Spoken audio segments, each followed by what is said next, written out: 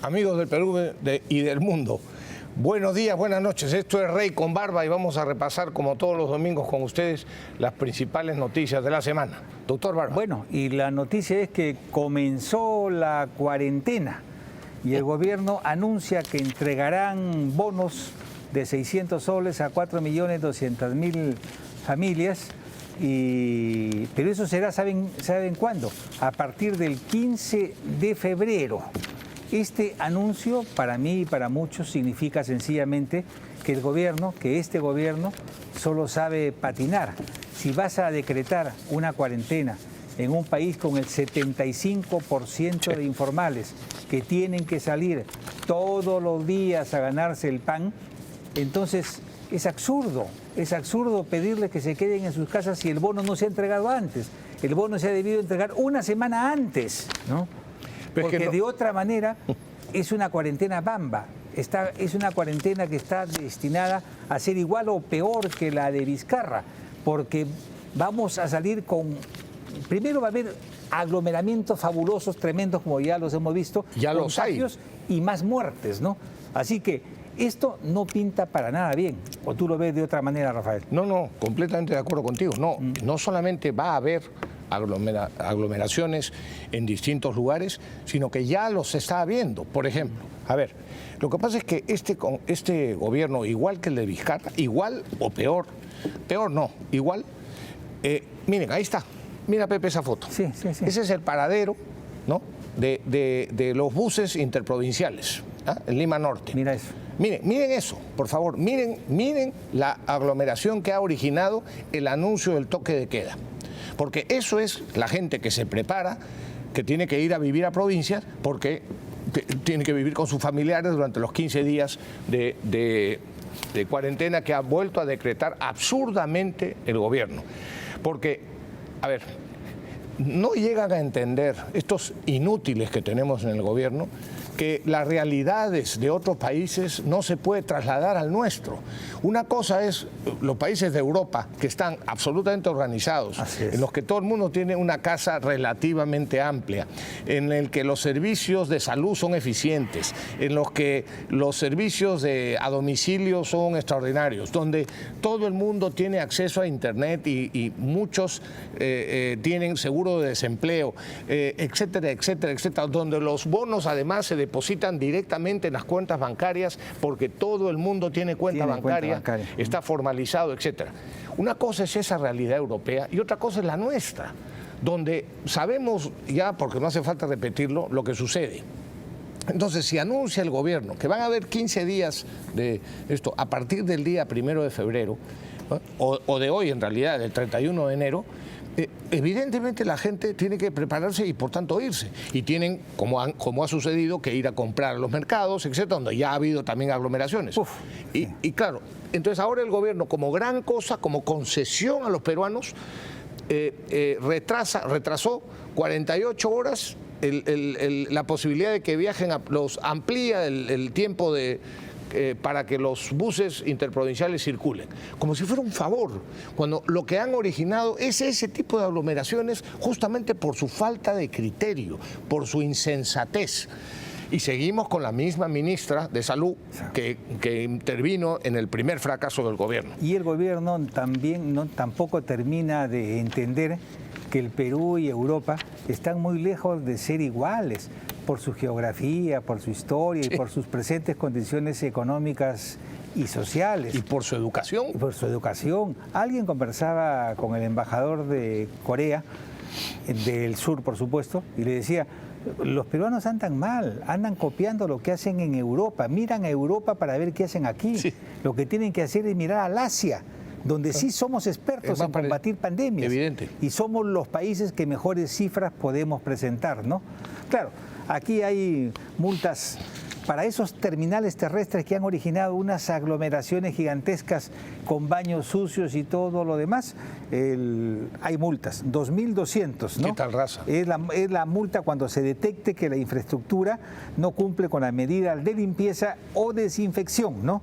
Los operadores deben asegurar además la distancia mínima reglamentaria entre los usuarios. Pero qué fácil. De otra manera le dan una multa de 2.200 soles que No, pero qué pero fácil es que esto no se puede controlar. Pero exactamente, qué fácil Así es que el quieran los gobierno pobres. origine las aglomeraciones y en la práctica impida que los proveedores de esos servicios den el servicio como quisieran y como vienen dándolo. Lo que pasa es que si les aglomeran a la gente porque les ponen un plazo para un internamiento obligatorio de 15 días, entonces evidentemente se origina una demanda de esos servicios muy superior a la normal y entonces la gente se aglomera y los proveedores de ese servicio no tienen posibilidad humana. Entonces, primero, la multa ya de por sí es injusta, porque la culpa no la tienen los proveedores. No hay forma de poder detener una marea humana desesperada. Así es. Que lo que quieren es salir de Lima por el miedo que le ha metido el gobierno y que le han metido los medios de comunicación. Pero la consecuencia de esta cuarentena va a ser, como hemos dicho al principio, más contagiados, ¿no? Más muertes, más tragedias para el Perú, ¿no? Así que con esta cuarentena no están arreglando absolutamente nada, al contrario, están empeorando las cosas. Ahora hay médicos que ya piensan que este es un pico que debería bajar en marzo, ¿no? Lo cual ojalá sea así, porque significaría que al menos pues, se puede esperar una campaña política de unos 20 días, ¿no? Que ojalá le permita a los electores elegir las mejores cartas posibles, ¿no? Y después hay que recordar también que esta cuarentena impide a la gente que necesita trabajar diariamente, sí, ganarse el salario diario, origina también aglomeraciones en las casas de estas personas, claro, porque la señora ministra y el señor Sagasti y en el Consejo de Ministros, todos los señores ministros viven en casas más o menos acomodadas, ¿no? Con espacio, algunos de ellos seguramente con jardín, incluso con piscina, y con todas las comodidades que da la vida moderna y que les permite su economía y los sueldos que tienen hoy día. Pero la mayor parte de la gente del Perú viven en casas chiquitas y donde se aglomeran en 1 a 2 habitaciones muchas veces la gente. Estamos en el verano, hace un calor insoportable. O sea que las condiciones de salubridad de la casa de muchos, donde tienen que estar encerrados las 24 horas del día porque se le ha ocurrido a la señora Mazzetti y a sus asesores, igual que al señor Sagasti, es una fuente de contagio adicional. En lugar de que estén o recibiendo sol en el verano, que además ayuda para incrementar la vitamina D, que es importantísima en esto. En lugar de estar haciendo ejercicio, van a estar metidos en su casa, con vida sedentaria, sin poder salir, sin recibir el sol, muertos de calor y contagiándose unos a otros eventualmente. Las experiencias, y encima el gobierno no se le ocurre recurrir a la ivermectina. Ahora vamos a hablar cómo la verdad, ahora en un momento terminándolo, el toque de queda, hablaremos de cómo se está abriendo en el mundo, se está abriendo paso la verdad de la eficacia de la ivermectina, tanto como preventivo como curativa. Pero aquí al Perú, donde además hay médicos, como escucharemos también hoy día, estará con nosotros un médico, el doctor Gustavo Helera, que tiene una grandísima experiencia en tratamiento de gente con COVID y de prevención para que a la gente no le dé COVID. Pero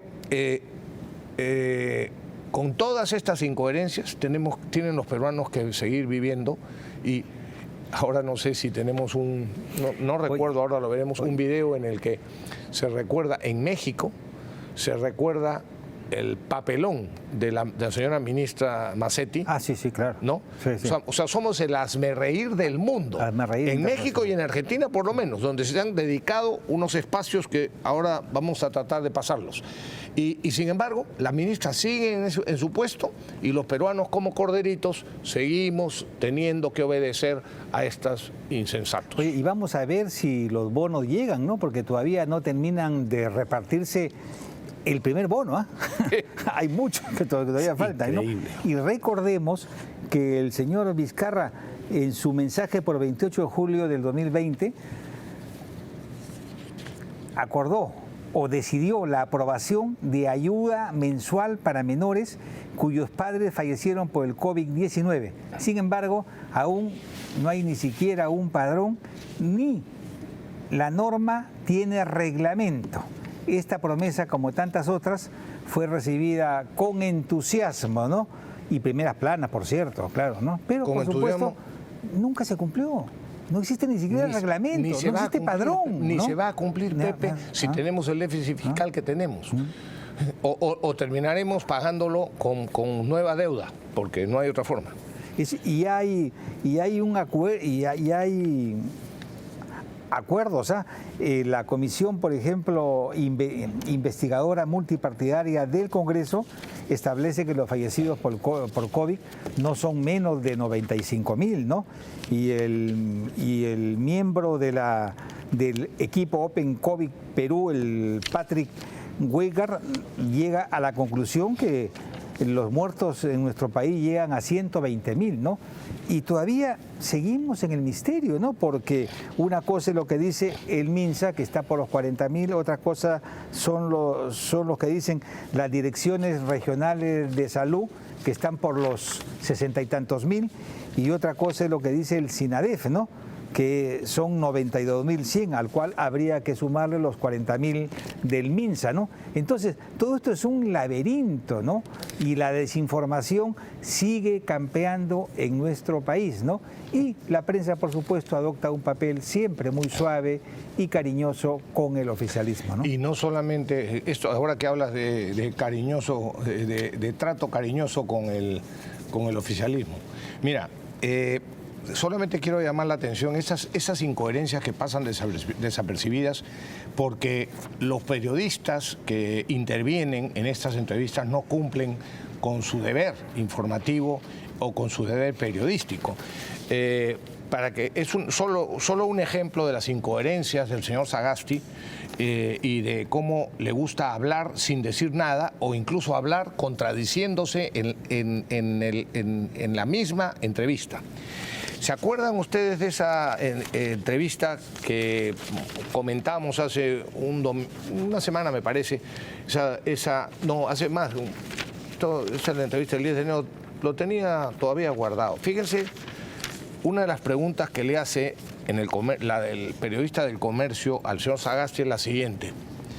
Mirando hacia atrás, ¿cree usted que pudo tomar una medida alterna, menos polémica, que el paso al retiro de 18 generales de la policía? Y contesta el señor Sagasti: no, en primer lugar, no exageremos. Esto se ha hecho anteriormente en la policía y es perfectamente legal. Señor Sagasti, déjeme decirle que era legal antes de la ley vigente, cuando usted se hace cargo de la presidencia. Era vigente antes, por eso se había producido antes. Y justamente por esas injusticias que se habían producido antes, por esos abusos que habían cometido algunos presidentes, como usted, es que la ley se cambió para que el presidente de la República solo pudiera elegir al comandante general entre los 3 más antiguos de la policía. Así que era legal antes, no era legal cuando usted lo ha hecho, y algún día tendrá que responder también por ese abuso. Pero dice lo siguiente, Pepe. Sí. Esto se ha hecho anteriormente en la política, es perfectamente legal. Añade el señor Sagasti, es perfectamente constitucional. Es una afirmación que hace él. Ok, por supuesto equivocada, pero lo dice. Es perfectamente legal y es perfectamente constitucional. Estoy leyendo textualmente. Unas preguntas más adelante le dice la periodista: Alberto Montañe Vidal le transmite una pregunta de un señor Montañe Vidal. ¿Qué piensa sobre la constitucionalidad o inconstitucionalidad de la norma que permite a la SUNAT acceder a cuentas bancarias con un monto igual o mayor de 10.000 soles? Y dice Sagasti: yo no pienso sobre inconstitucionalidad o constitucionalidad. Yo no soy constitucionalista. Lo que piense yo sobre la constitucionalidad o inconstitucionalidad es prácticamente irrelevante. Yo no veo por qué algunas personas se rasgan las vestiduras. Si es constitucional o no, que lo decidan los constitucionalistas. O sea, cuando a él le conviene, dice, yo no puedo decir si es constitucional o no, que lo resuelvan los constitucionalistas. Pero cuando es una cosa de su actuación, que además, demostrado que está equivocado, sí se avienta a decir, es perfectamente constitucional, por tanto, no sé por qué se sorprenden que yo haya votado a 16 generales de la policía cuando el asunto a mí me parece que es constitucional. Ese es el tipo de incoherencias que un verdadero estadista no solamente no comete, sino que no se le ocurre cometer. Pero eso es lo que tenemos, lamentablemente. Es lo que hay. Lamentablemente, es lo que hay. Es lo que hay. Con esas mulas hay que arar, decían, ¿no? Sí, y otro. El ministro el señor Reina, el ministro de Cultura, ¿qué tal ministro que tenemos? En una entrevista le preguntan, en diciembre, por la exposición fotográfica en el LUM, el lugar de la memoria, Generación Bicentenario en Marcha, se criticó que se hable de recuperación de la democracia, porque eso es lo que ponía el título. ¿Era necesario entrar en ese debate? Y dice el ministro, que desgraciadamente hoy está a cargo del ministro de Cultura, es necesario entender que el lugar de la memoria es el espacio de la memoria, pero también de la tolerancia. Yo le pregunto al señor ministro, ¿tolerancia de qué? Porque los peruanos nos toleramos por nuestras maneras distintas de pensar, pero ¿usted qué quiere? ¿Que toleremos a la delincuencia? ¿Usted quiere que toleremos a los violentistas? ¿Usted quiere que toleremos la heroicidad declarada por el gobierno de unos señores que cometen delitos? Esa es la coherencia que nos pide, la tolerancia que nos pide el ministro de Cultura en defensa de lo que es una burla a todos los peruanos de buena voluntad. Otra vez es lo que tenemos, lamentablemente.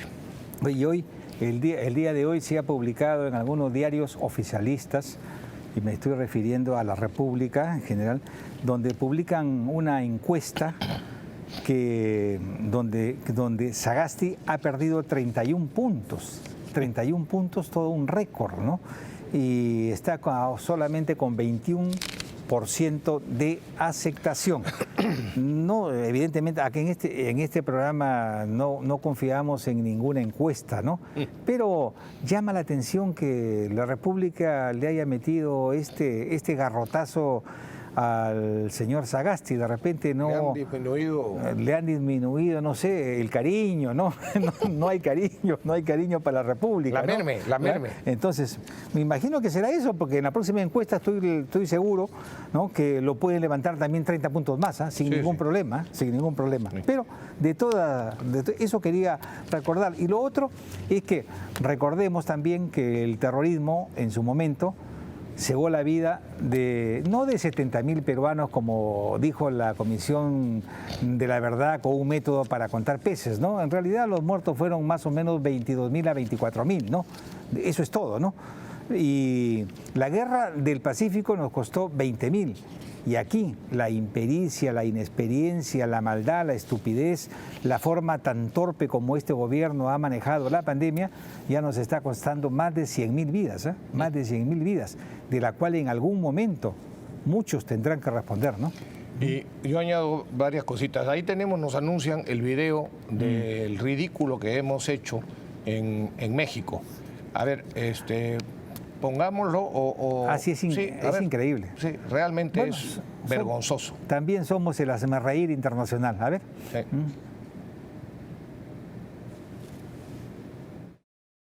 No tienen ni idea de lo que hacen.